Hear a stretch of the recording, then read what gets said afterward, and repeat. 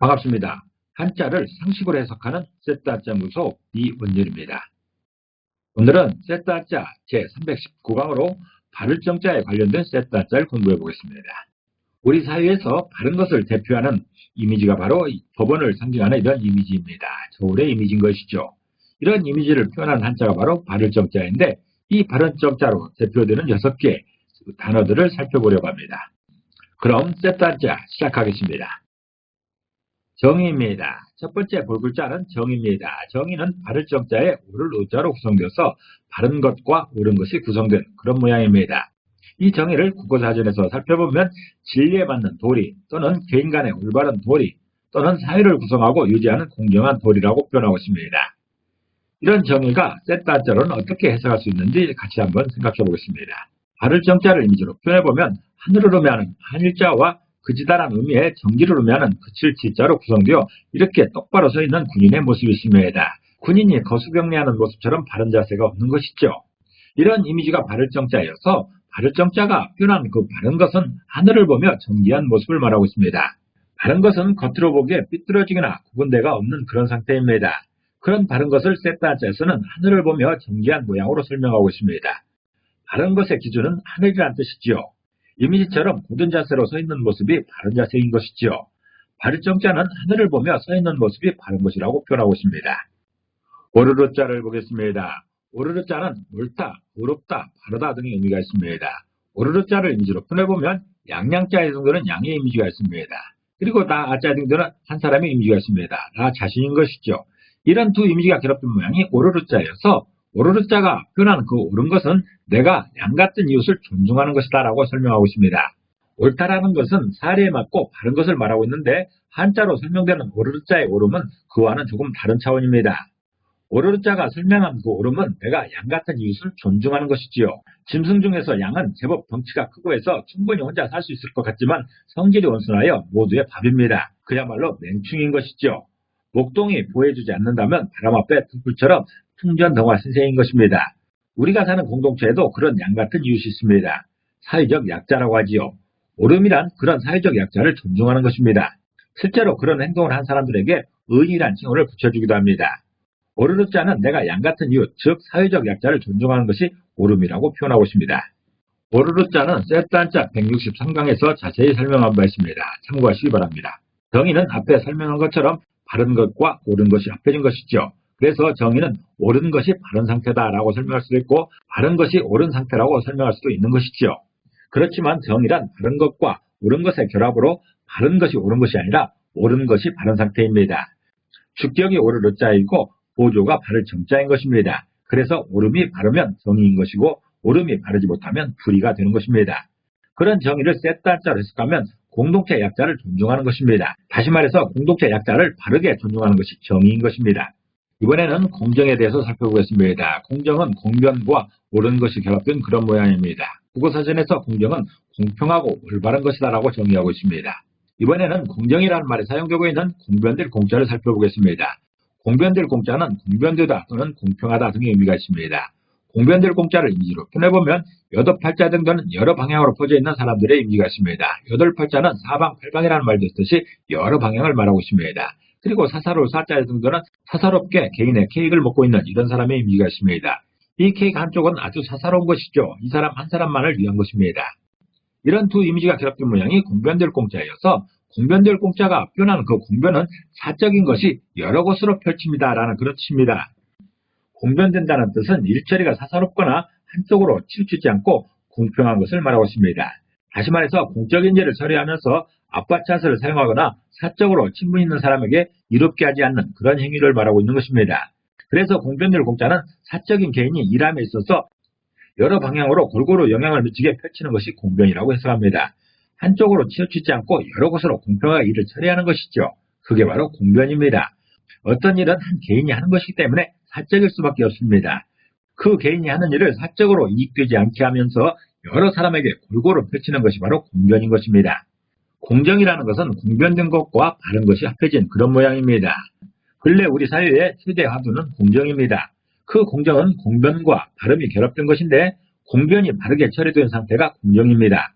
다시 말해서 공동체의 일처리가 한쪽으로 치우치지 않고 여러 방향으로 바르게 처리되는 것이 공정인 것이지요.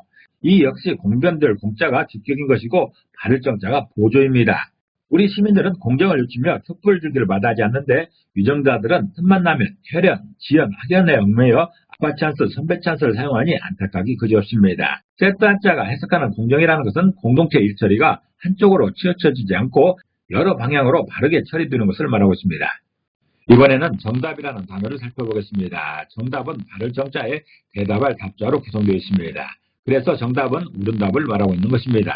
그 정답에 대답할 답자를 해석해보면 대답할 답자는 대답 또는 해답 등의 의미가 있죠. 대답할 답자를 이미지로 표현해보면 대죽자에 해당되는 대나무밭이 있습니다. 그리고 합한 합자에 해당되는 세 사람이 이런 합하는 모습이 있습니다. 이런 두 이미지가 겹친 모양이 대답할 답자여서 대답할 답자가 표현하는 그 답은 대나무밭에서 합한 결론이다라는 그런 뜻입니다. 답이란 문제 해결의 방법으로서 내린 결론입니다. 대답할 답자는 전쟁터에서 치열하게 싸우던 중에 잠시 휴식을 위해서 대나무밭에 들어와 참모들과 작전을 의논하는 그런 상황입니다. 중국에는 광활한 대나무밭이 많이 있기 때문에 말을 몰고 대나무밭에 들어가면 적들로부터 몸을 숨기기에는 최적의 장소인 것이지요. 그 대나무밭에서 의견을 합한 것이 답입니다. 그 답에 따라 다시 접전으로 돌격할 수도 있고 후퇴할 수도 있으며 제3의 방안을 찾을 수도 있는 것인데 끝날 때까지는 무엇이 좋은지 알 수가 없는 것이지요. 즉 답은 문제 해결을 위한 작전인 것이지 결과는 아닙니다. 대답할 답자는 대나무밭에서 합한 결론이고 답이라고 표현하고 있습니다. 이 대답할 답자는 세트 한자 182강에서 자세히 다룬 바 있습니다. 참고하시기 바랍니다. 정답은 바른 것과 대답이 결합한 모양으로서 바른 대답을 말하고 있습니다. 정답은 상황이 끝난 후에 결론이 좋은 것을 말하고 있는 것이죠. 다시 말해서 문제 해결을 위한 바른 결정이 정답인 것인데 이는 상황이 끝나봐야 아는 것입니다. 상황 중에는 답을 내리는 것이고 상황이 끝나서 좋은 결과이면 정답인 것이고 나쁜 결과이면 오답이 되는 것입니다. 그래서 문제 해결 중에는 정답을 아무도 모르는 것이죠. 정답은 문제 해결이 끝난 다음에 알 수 있는 그런 것입니다. 이번에는 정상이라는 단어 살펴보겠습니다. 정상이라는 단어는 바를 정자와 항상 상자로 구성되었죠. 그래서 정상은 바른 것이 항상 있는 것이다 라는 그런 뜻도 되고 항상 바르다라는 그렇게도 해석할 수 있습니다. 국어사전에서 정상은 특별한 변동이나 탈이 없는 제대로인 상태를 말하고 있습니다. 정상이라는 단어의 항상 상자를 살펴보겠습니다. 항상 상자는 항상이라는 의미가 있고 변하지 않고 늘이라는 의미도 있습니다. 항상 상자를 이미지로 표현해보면 감사를 의미하는 오히려 상자와 두건 건자로 구성되어서 하늘에 두 팔 벌려 감사하고 있는 이런 사람의 이미지와 머리에 두 권을 차고 있는 이런 사람의 이미지가 결합된 모양입니다. 이런 두 이미지가 항상 상자여서 항상 상자가 표현하는 그 항상은 사람들은 항상 감사한다라는 그런 뜻이죠. 보통 사람들이 감사하는 것은 평범한 일상입니다. 지금처럼 코로나로 인해 전염병이 창궐하니 가벼운 만남이나 여행도 못하고 친구들이나 친척들도 못 만나고 이런 상황이 지속될수록 불행은 커져만 갑니다. 더 좋아지는 것은 둘째치고 이전으로만 돌아가는 것도 감사할 일입니다. 그렇게 사람들은 오늘도 무탈하게 하루를 보내는 것에 감사합니다. 항상 상자는 한 사람이 두 손을 높게 펼쳐들고 하늘에 감사하는 모양의 오히려 상자와 보통 사람을 의미하는 두건 건자가 결합해서 사람들이 감사하는 시간이 항상이라고 표현하고 있습니다. 예수님도 제자들을 만날 때나 처음 전도를 보낼 때에도 행복하기를 빈 것이 아니라 평안하기를 빌었습니다. 그 평안이 바로 항상상의 핵심인 것이죠. 항상상은 사람들이 항상 감사한다라고 표현하고 있습니다. 이 항상상자는 세트 한자 112강에서 자세히 다룬 바 있습니다. 참고하시기 바랍니다. 정상은 바른 것과 항상이 결합해서 항상 바른 것입니다. 벌어지는 일들이 항상 바른 상태가 정상인 것이죠. 이는 공동체가 감사하는 바른 상황인 것이고 일상에 감사하는 생활이 정상인 것입니다. 감사하지 못한다면 비상 상황인 것이죠. 정도를 살펴보겠습니다. 정도는 바를 정자와 길도자로 구성되어 있습니다. 바른 길을 말하고 있는 것이죠. 국어사전에서 정도는 올바른 길 또는 정당한 도리라고 설명하고 있습니다. 정도라는 말에서 길도자를 살펴보겠습니다. 길도자는 길이나 도로, 이치 등을 의미하고 있습니다. 길도자를 이미지로 표현해보면 대장이나 머리를 의미하고 있는 머리 숫자와 간단한 의미의 갈착자로 구성되어서 이렇게 대장이 부하들을 데리고 가는 이런 이미지가 길도자인 것이죠. 길도자가 표현하는 그 길은 대장이 가는 길을 말하고 있는 것이죠. 길은 사람이나 동물 등이 지나다니는 공간을 말하는 것인데 길에는 크게 두 가지가 있습니다. 하나는 지금 제시하는 길도자이고 또 하나는 길로자입니다. 이런 도로라는 단어 중에 길도자가 있고 길로자가 있는 것이지요. 길도자는 대장을 의미하는 머리 숫자와 간단한 의미의 갈착자가 결합해서 대장이 가는 길입니다. 대장이 앞장서서 가면 많은 수의 부하들이 뒤따라오겠죠. 그리고 대장이 길을 걷는 이유는 산책하려는 것이 아니라 적진을 향해 가는 것입니다. 즉 목표점을 찾아가는 것이죠. 길도자는 대장이 가는 길을 표현하고 있습니다. 당연하게도 대장이 많은 부하들을 데리고 가는 길은 넓은 길입니다. 큰 길이죠. 그래서 길도자는 큰 길을 의미하고 있습니다.